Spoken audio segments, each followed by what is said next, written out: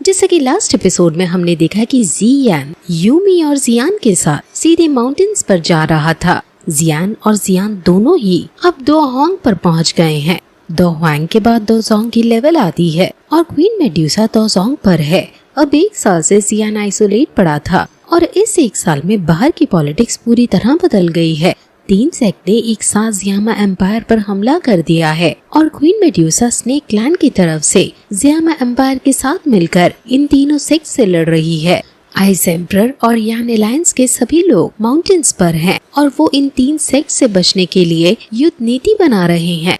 Opponent जिसका नाम यान ल्यूटिन है वो दो जोंग पर है। 3 एल्डर्स जो मूलन क्लैन से हैं वो भी कंबाइन होकर दो जोंग की पार रखते हैं। हालांकि पॉइजन सेक्ट की चीफ जो सबसे ज्यादा ताकतवर है वो यहाँ नहीं है, लेकिन बाकी 2 सेक्ट्स भी हम पर भारी पड़ सकते हैं। वो सब क्वीन मेड्यूसा को थैंक यू बोलते हैं क्योंकि क्वीन मेड्यूसा की वजह से ही ये अभी तक 1 साल से टिक पा रहे हैं। क्वीन मेड्यूसा भी काफी ज्यादा घायल हो गई है, लेकिन क्वीन मेड्यूसा को स्नेक क्लैन की चिंता है क्योंकि जियामा एम्पायर के बाद उनका अगला निशाना स्नेक क्लैन ही होगा। इसलिए क्वीन मेड्यूसा जियामा एम्पायर का साथ मरते दम तक देगी। वो लोग जियान के बारे में सोचने लगते हैं कि पता नहीं वो कब तक आएगा। अगर वो यहाँ होता तो हम जरूर एडवांटेज वाली सिचुएशन में होते, लेकिन जब भी हमें उसकी मेन जरूरत होती है वो हमेशा गायब हो जाता है। अगर जियान सक्सेसफुली एडवांस हो गया होगा तो उसके एंडलेस ट्रम्प कार्ड्स और उसकी स्किल से हम जरूर कुछ कर सकते हैं। क्वीन मेड्यूसा भी सोचने लगती है कि अब 1 साल होने को आया है, वो अभी तक वहाँ से आया क्यों नहीं।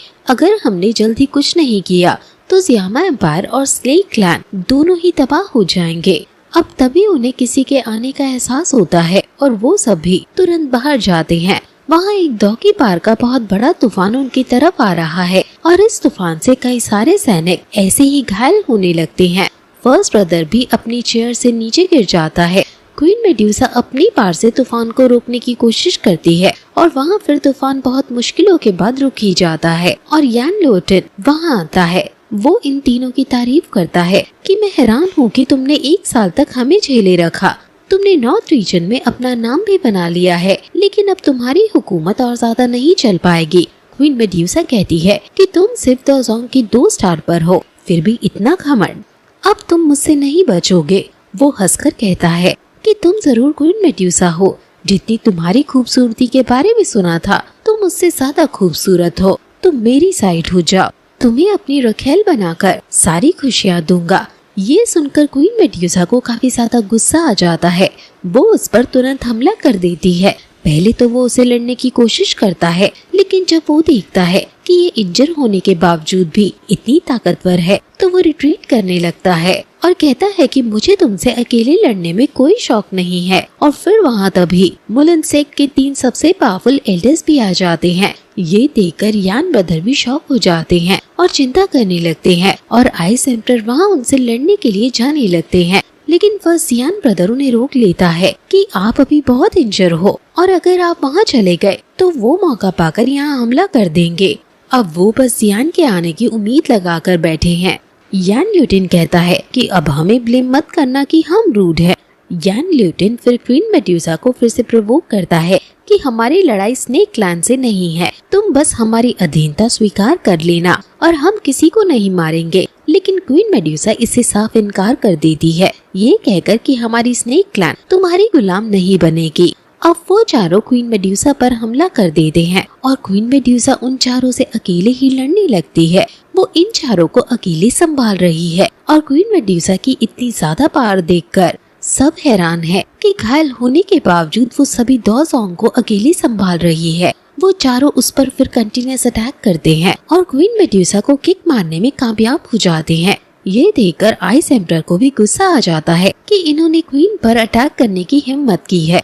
क्वीन मेड्यूसा भी और गुस्से में उन पर हमला करने लगती है। अब फाइट करते क्वीन मेड्यूसा बहुत ज्यादा थकने लगती है और थकने की वजह से वो कमजोर पड़ने लगती है। क्वीन मेड्यूसा अपनी स्नेक पार्स का उन पर यूज करती है और वो दोनों भी अपनी सेक्ट की सीक्रेट टेक्निक का यूज करते हैं और उन दोनों की कंबाइन पर क्वीन मेड्यूसा के अटैक को नलीफाई कर देते हैं और वो अटैक अब क्वीन मेड्यूसा को भी लगने वाला होता है।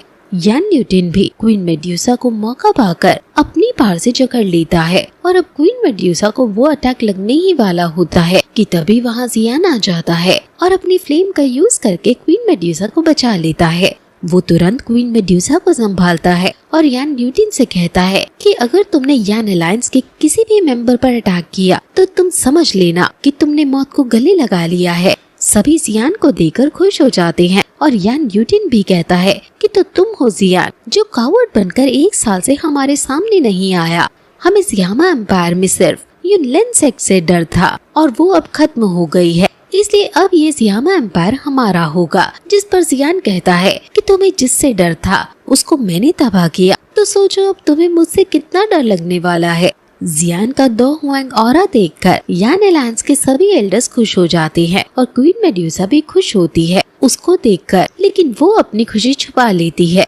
जियान क्वीन मेड्यूसा को उसकी इंजरी से रिकवर करने के लिए पिल देता है और पिल खाते ही क्वीन मेड्यूसा के सारे घाव भर जाते हैं।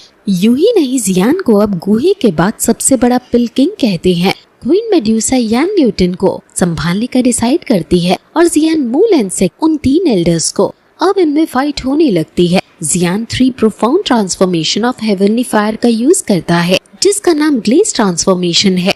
वो तीनों भी सिमिलर सी टेक्निक का यूज करते हैं और जियान 3000 लाइटनिंग की स्पीड का यूज करके उन तीनों पर हमला करने लगता है और इस फर्स्ट अटैक में जियान उन तीनों को घायल करने में कामयाब हो जाता है। अब वो एल्डर्स समझ जाते हैं कि उनका मुकाबला किसी बच्चे से नहीं हो रहा है, इसलिए वो जियान को 3 तरफ से घेर लेते हैं और जियान जब उन पर अटैक करता है तो वो अपनी असली दोजोंग की पार दिखाते हैं और अब जियान थोड़ा कमजोर पड़ने लगता है।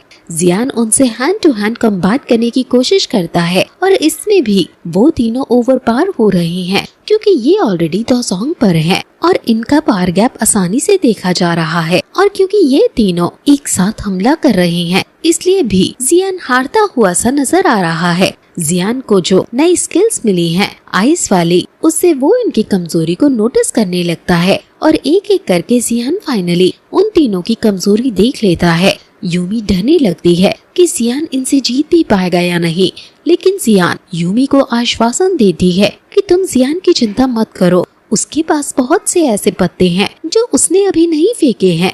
जियान कहता है कि तुम तीनों मिलकर बिल्कुल एक ट्रू दोजोंग की पार रखते हो, लेकिन जब भी तुम अटैक करते हो तुम अपनी सबसे वल्नरेबल स्टेट में होते हो, यानी कमजोर स्टेट में, और मैंने तुम्हारी कमजोरी अब पता भी लगा ली है।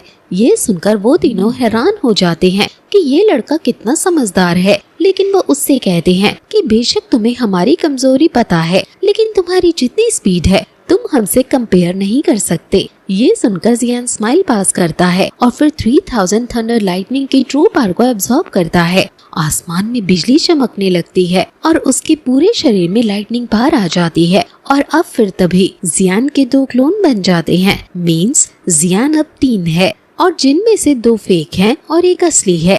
इन तीनों में पता लगाना मुश्किल है कि असली कौन सा है और फेक कौन सा, और ये पार देखकर नीचे खड़े यान अलायंस के सभी लोग हैरान हैं कि जियान ने ये पार अभी तक बचा कर रखी थी और ये तीनों जियान उन तीनों पर हमला करने लगते हैं और फिर वो तीनों एक एक करके उन तीनों पर अपने कंबाइन अटैक को करते हैं, लेकिन जिस पर वो अटैक करते हैं वो फेक जियान निकलता है और ऐसे ही कंफ्यूज होकर वो किसी भी असली जियान को नहीं मार पाते और फिर मौका पाते ही जियान एक एल्डर को जान से मार गिराता है और ये देखकर यान अलायंस के सभी लोग खुश हो जाते हैं। क्वीन मेड्यूसा भी उसकी पार को देखकर खुश होती है कि ये 1 साल में ही 2 हुआंग को अचीव कर गया। अब उन बचे हुए 2 एल्डर्स को और ज्यादा गुस्सा आ रहा है और वो कहती हैं कि तुम इस बार लकी हो गए, लेकिन अब नहीं बचने वाले। जियान भी स्माइल पास करके अब जी जूनियर के दिए हुए स्क्रॉल की जी टेक्निक का यूज करने लगता है, लेकिन तभी वहाँ पॉइजन गर्ल आ जाती है जो जियान की टेक्निक को बीच में ही तोड़ देती है और फिर ये एपिसोड यहीं खत्म हो जाता है।